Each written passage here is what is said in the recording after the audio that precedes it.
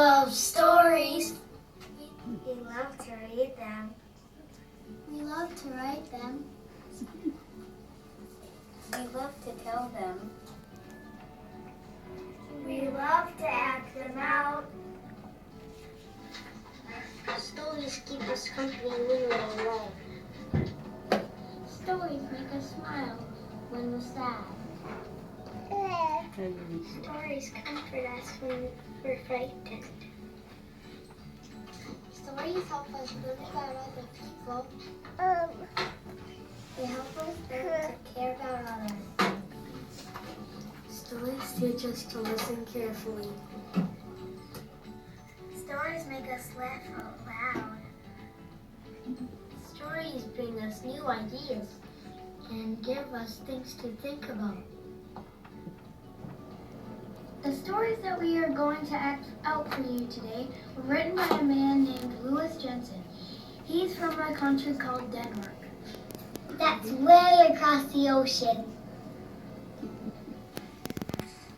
He's pretty famous over there because he has written more than 70 books for adults and children.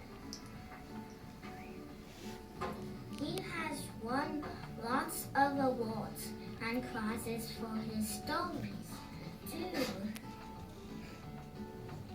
In 1992, Mr. Jensen decided to start his Square Story project. His goal is to write 1,001 very short stories. That's a lot of stories, all in the shape of a square.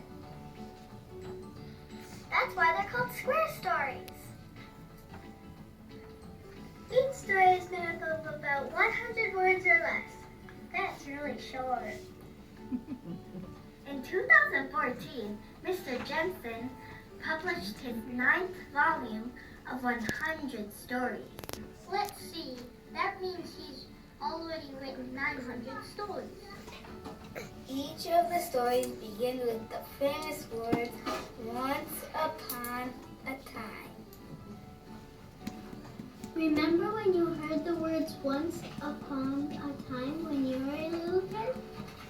You knew when you heard those words that you were going to be in for some fun. You knew there was going to be a story. And that you get to use your imagination. Some of the stories are like fairy tales with characters like kings, queens, and dragons.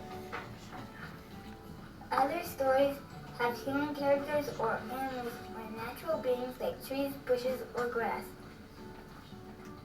Some even have inanimate objects as characters. That means things that aren't really alive. Like forks and frying pans and rubber balls. We were excited when we heard the first Square Stories, But we wouldn't have heard them at all if it weren't for a lady named Lisa Kildegard. She is a professor at Luther College in Iowa. You see, the stories were first written in a language called Danish. We can't read that.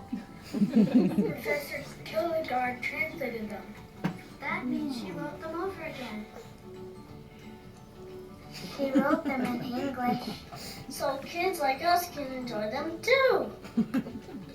So far, Dr. Kildegard has translated about 300 of the stories.